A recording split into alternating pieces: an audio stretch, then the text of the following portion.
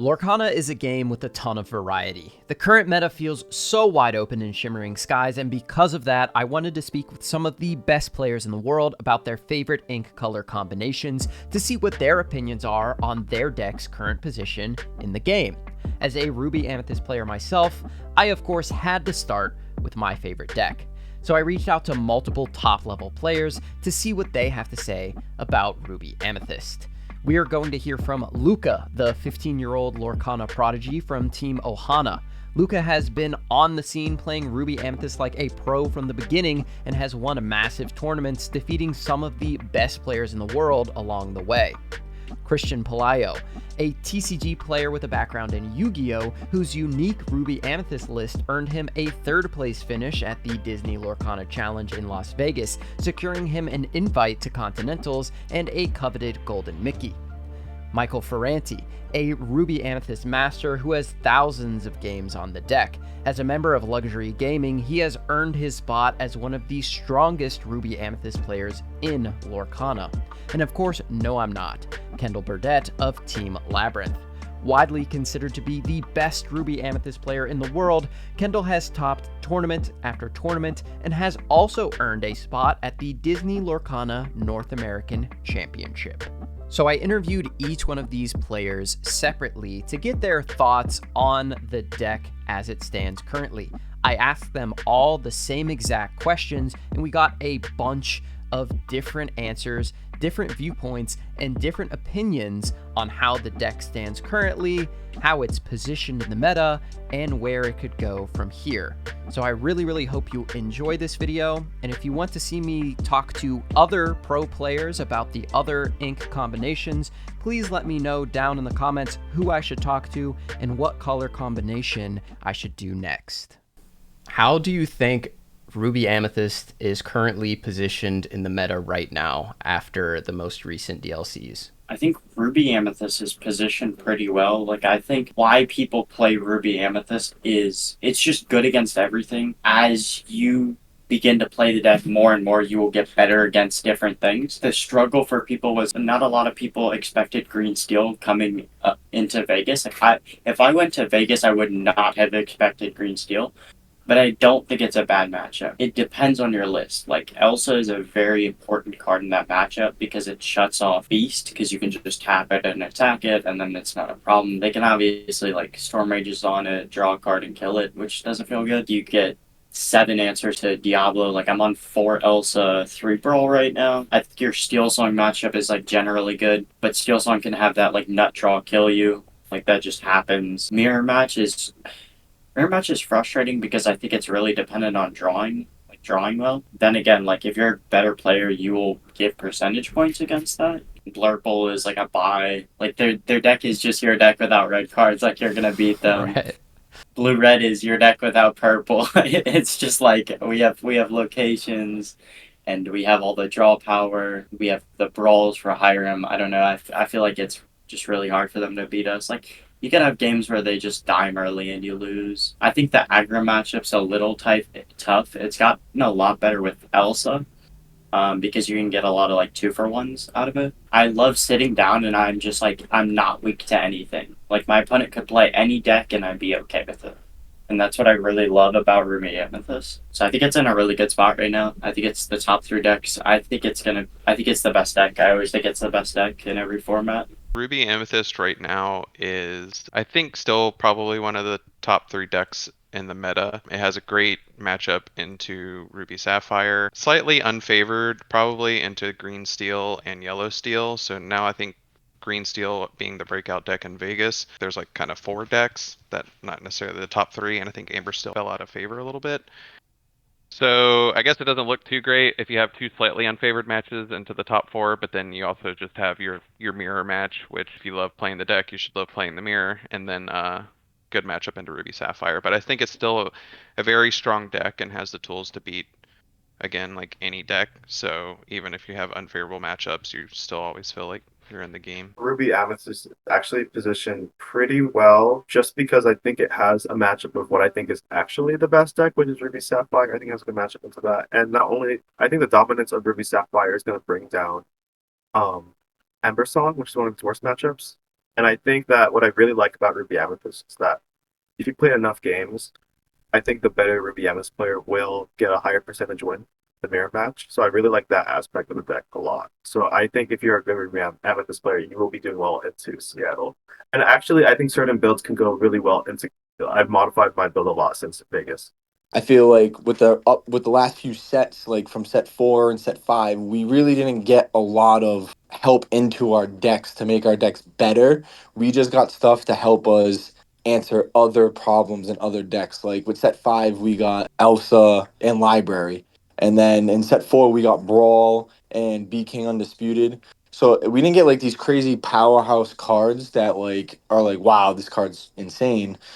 We got cards more of like, okay, we need to put these in our deck, and they just help our deck get a little bit better, but it's to compete with what the other decks have gotten. A lot of people think during this last DLC, especially in Vegas, with the emergence of like Emerald Steel, that we're back into the Bucky era, but kind of like leaning into that.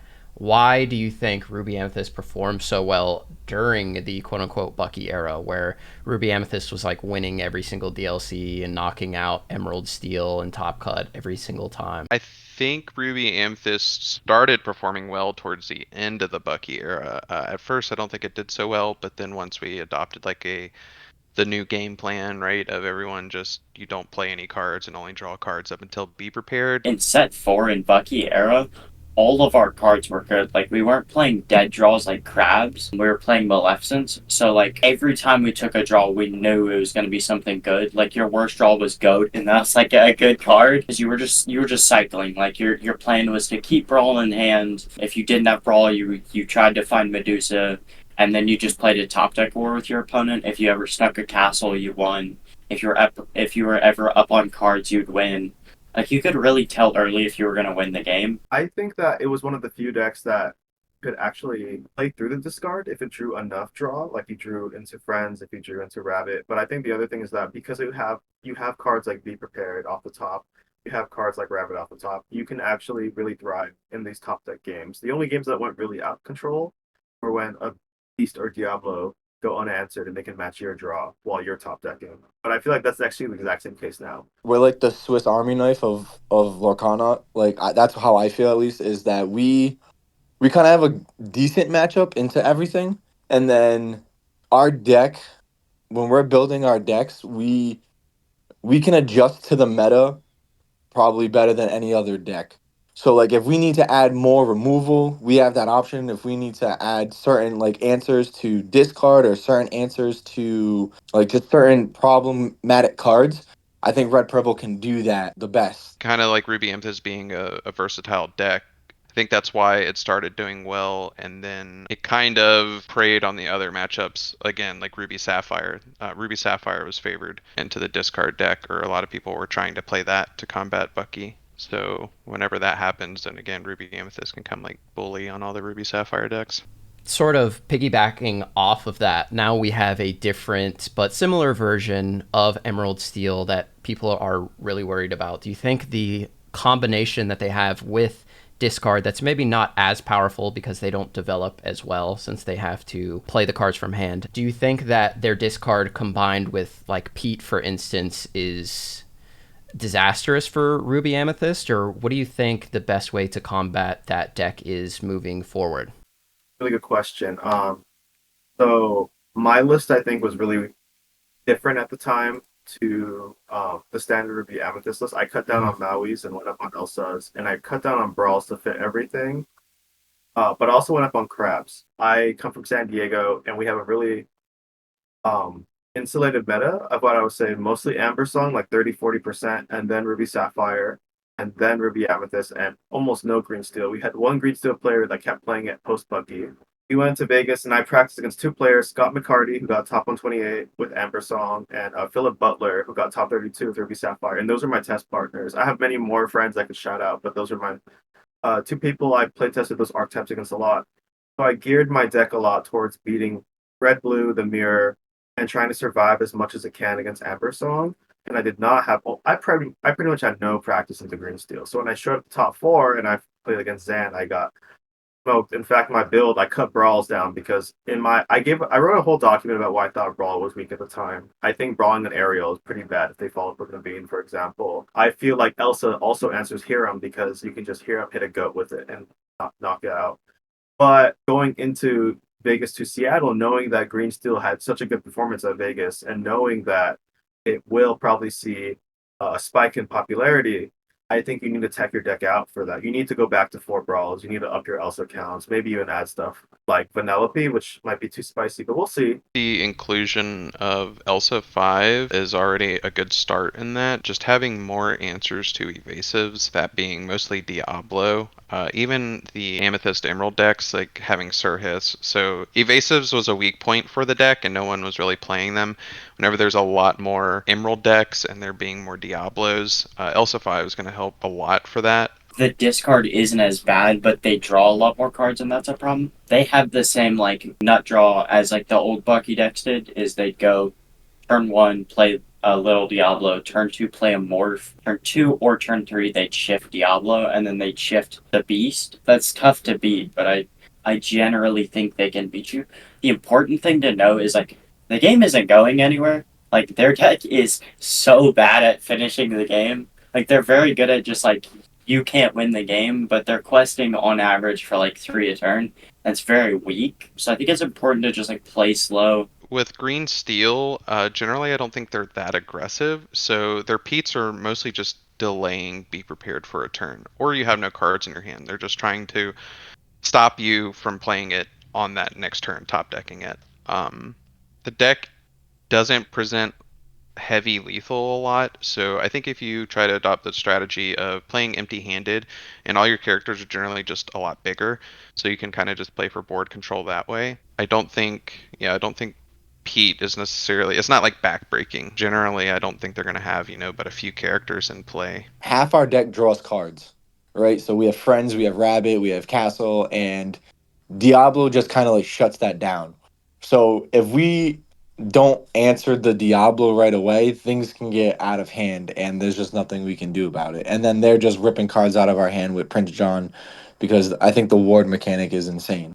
It's very hard for us to get over that hump or hill when they have the Diablo and we don't have the Brawl or we don't have the Elsa. Most of the games like come down to really like ink decisions and your mulligan phase. If you don't mulligan properly and you ink the wrong card into that matchup, you can lose. Because there might be a turn where you're on turn 6 and you top deck to be prepared, but guess what? You played a Tritterbark followers turn 1 and it got killed, where you could have just kept that in your hand for an extra card possibly that could have been ink for you to get to the be prepared.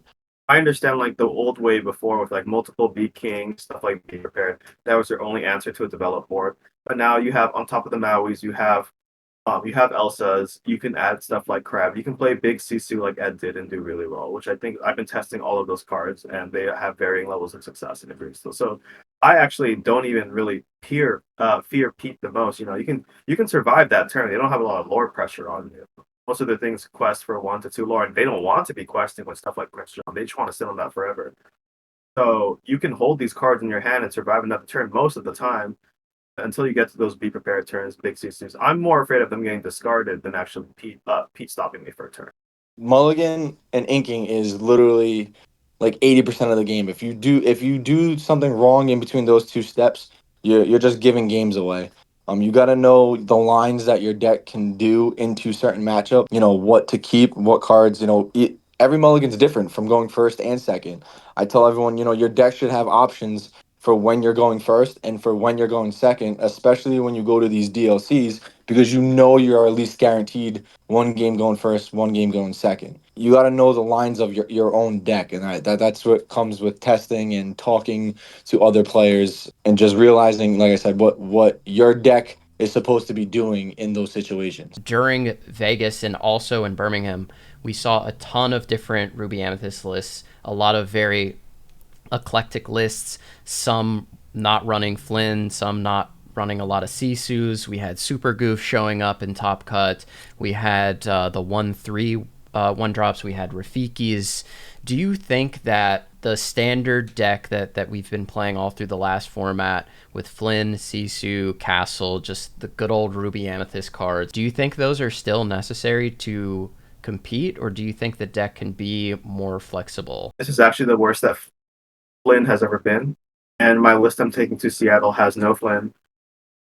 Probably is not even running Sisu, but for a different reason. The problem with Flynn is, like, I honestly wish they'd ban the card, because if I'm playing Cusco and you're playing Flynn, I will never beat you in the mirror match.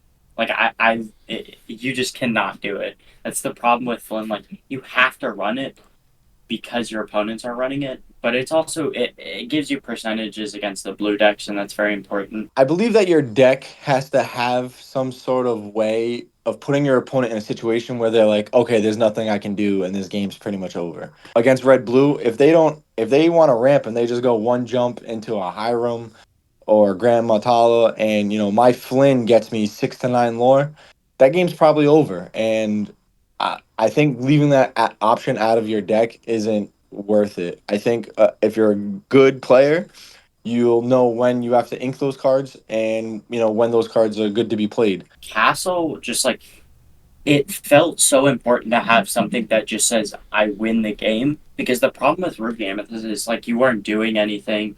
Like, you just sit and, like, look at your opponent quest for 2 a turn.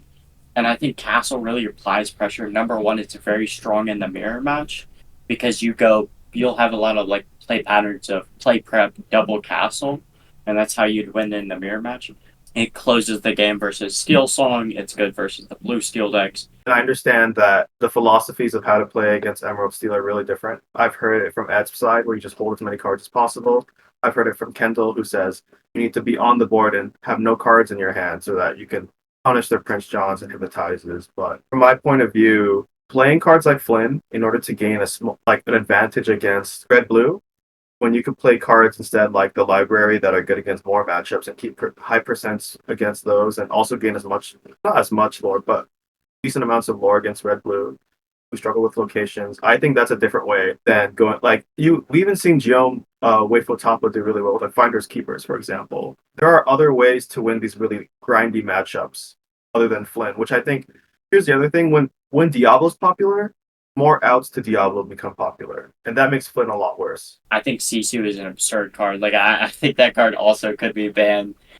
Red Purple is the type of decks that you're like, what are the top 5 cards? You just name 5 Red Purple cards, and they're all in the deck. Like, Sisu is such a strong card, especially against Green Steel. They don't have an out to it. Like, they don't have a clean out. Like, their best out is Strength, or they storm it with Ursula on the field. But, like, Ursula should not be on field. You should be keeping Pearls in your hand. Sisu, opening that line to have the shift big Sisu is very good. Our deck really doesn't have an answer to Prince John. I mean, if somebody just sticks a Prince John on the board, we really can't answer it any other way besides a board wipe. Are there any cards for Ruby Amethyst that you think deserve more consideration? I mean, we were talking about Super Goofs, we were talking about Rafikis. Do you think those cards deserve more consideration for being in these decks consistently, or are there any cards that are outside of what we've seen in lists that you're thinking about running? When you play in these DLCs, it's open deck list. So I tell everyone that you should be playing some type of spice or some tech cards and stuff like that, because when you get to that top cut and you have open deck list, your opponent has to play around certain things.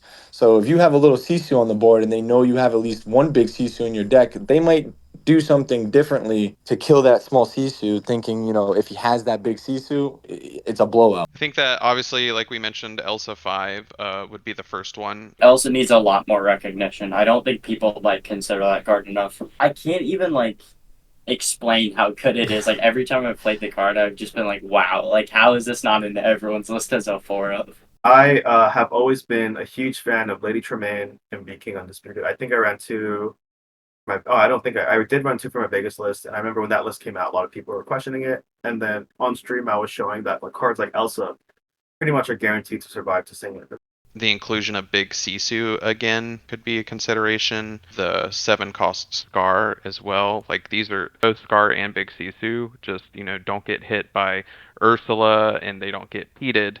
So generally against, Emerald decks, Sisu is like almost pretty much a board wipe.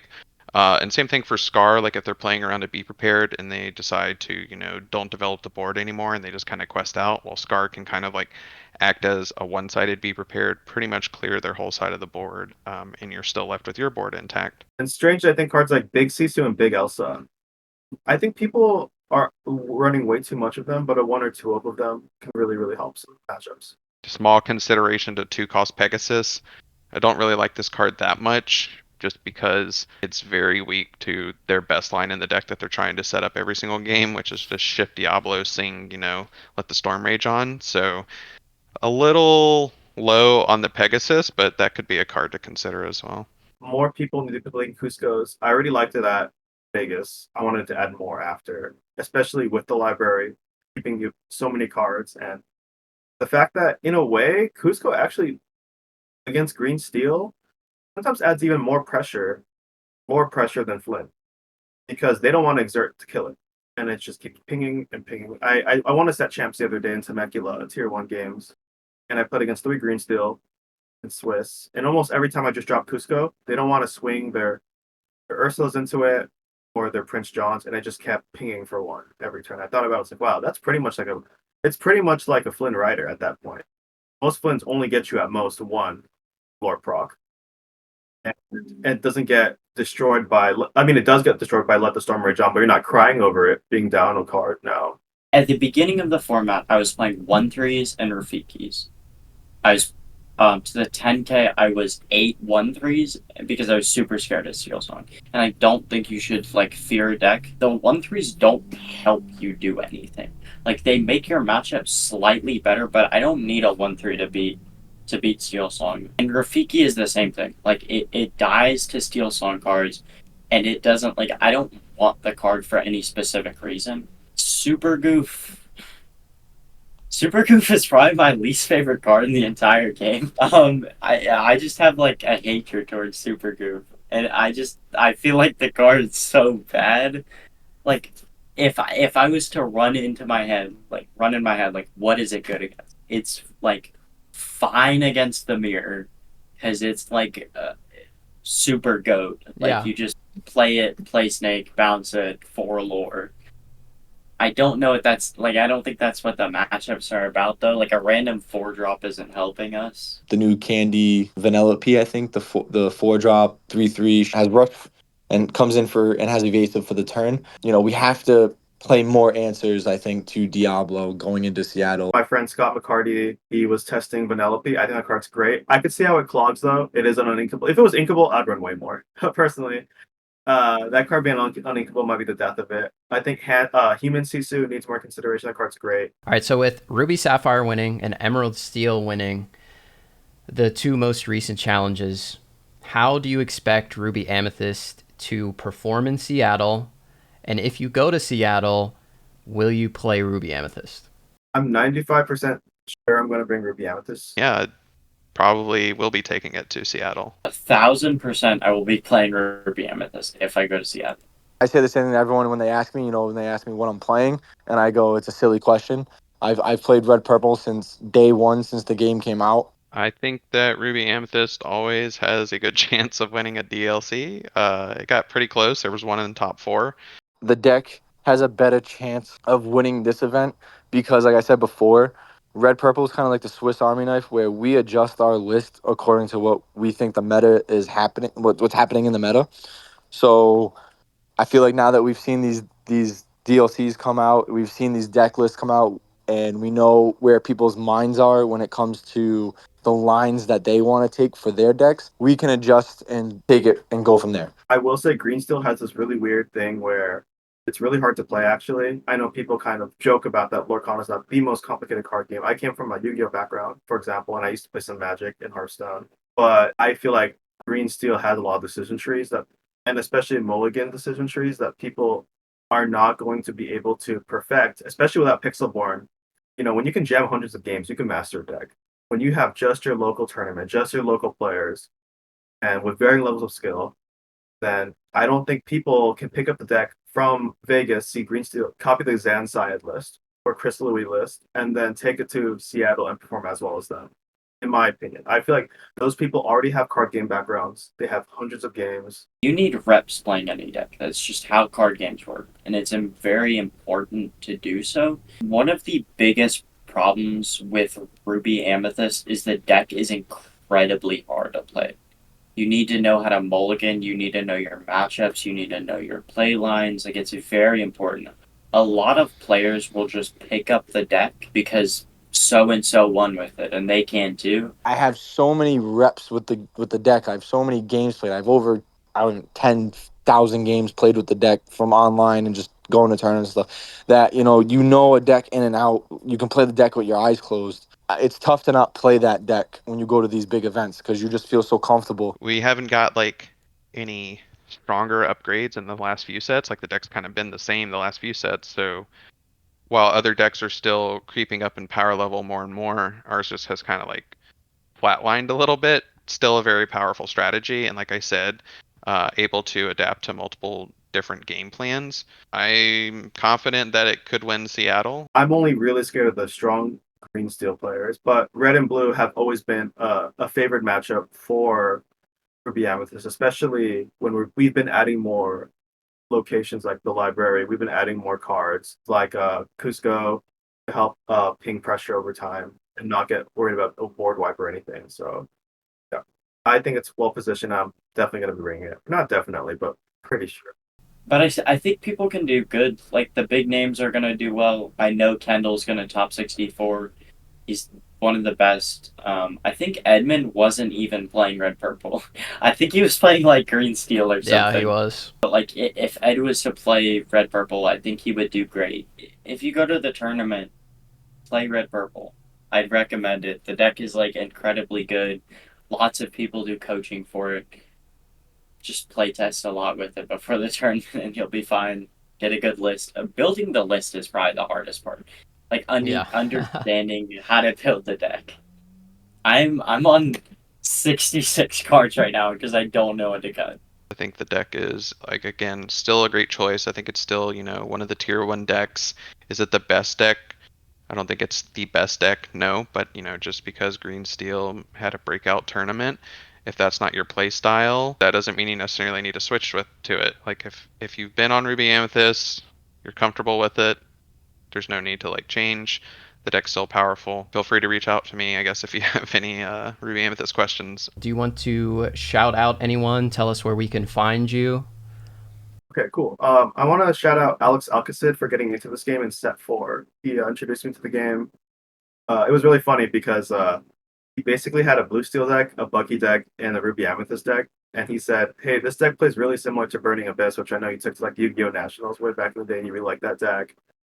I got my first store sponsorship because of Burning Abyss, and it plays just like Ruby Amethyst. It's like a bunch of small weenie monsters that like burn your opponent at the end. And try to keep up value. It's like, wow, it does play like it. I won my first step chance with borrowing his deck, build the Ursula and Matt, and was able to build my Ruby Amethyst deck and then take that to Vegas and perform really well. So I think if it wasn't for him, I wouldn't even be playing this game. And he's been a long time friend. So yeah, I love Alex. Shout out to him. Shout out to everyone in San Diego. You guys have been amazing test partners, and I know you guys will do even better in Seattle. We already had a few players top cut from our area, so I think San Diego will perform even better. And lastly, follow my Instagram, Cali Crispy, CALICRISPY. Luca Serrano on like mostly every social. Timo Hana is my team. That is on Twitter, Facebook, Instagram, YouTube. We're starting to upload a little bit more. We do tournaments. We do a lot of like cool fun stuff, like drafts. We'll play drafts with a certain color. We recently did a podcast with RMB. A huge shout out to Bruce and Matthew for the amazing testing they've done with me. I really appreciate them. Those are my two teammates that I care about a lot, and they have helped me throughout Lorcana, have pushed me to become a better player, and I appreciate that a lot. Also, huge shout out to Team Labyrinth, also doing what they've done, helping out the community, but also just making me a better player, and I really appreciate that. Shout out to my team, Team Labyrinth. Their Twitter is Labyrinth TCG, and then you can follow me at my Twitter at actual NOIMNOT. just want to say, thank you for, doing this. I appreciate you reaching out to me, and shout out to my team, Luxury Gaming. I'm sure you guys see us at all the events. We do all the deck profiles that we can on YouTube. Our YouTube channel is Luxcana, Luxcana, Luxcana. I tell everyone this. I think the community for Lorcana is one of the best communities ever for any TCG. I've come from Yu-Gi-Oh, Magic, and other games, but Yu-Gi-Oh is my main game, and just there's a lot of toxic people that play those games. I'm not gonna lie, and the community, it can be overwhelming. But this community, it doesn't matter who I play, even if they lose 2-0 or if I get 2-0, it's always good games. Hand pump or a handshake at the end of the game. There's no. I haven't really dealt with any salty players or bad players that you'll slam the table, or they just talk bad to you during the middle of the game, or they try to take advantage of you. It's been a really good time playing the game. I really appreciate what the game has done for me and the opportunities it provides for me. I love meeting all of these new people. Like I said, the community is just awesome. I love going to these events. I tell everyone the meeting everyone is the real prize. Playing the game is just a bonus. Like I love traveling. I love meeting up. Testing, hear everyone's ideas, hearing how everyone's been doing, from all the set championships or the 1Ks that they do and stuff like that. Like you said, you've interviewed Kendall and Luca. I talk to those guys all the time, even though we're on separate teams and stuff. As a community, we all try and help one another. We still talk to one another. And they'll ask us, like, why are you playing this and why are you doing that? And nobody's stubborn and is like, I can't tell you, not, we all try and help one another. And I think that's something that is really good for the game. And I want to tell, any new player or anybody looking to play this game, you sit down with somebody that you want to play with and just learn the game. The game's not that hard. It's very easy to learn. And I'm sure the community in your local area will help you. It'll be awesome. Like nobody will turn you away. Nobody's gonna make you feel like you're stupid or like you're not a good player. They'll teach you. Again, like I said, shout out to Luxury Gaming. They take care of me. They provide me with anything we need. We always come together. We talk, and when we get together for these events, we always hang out, and it's like my second family.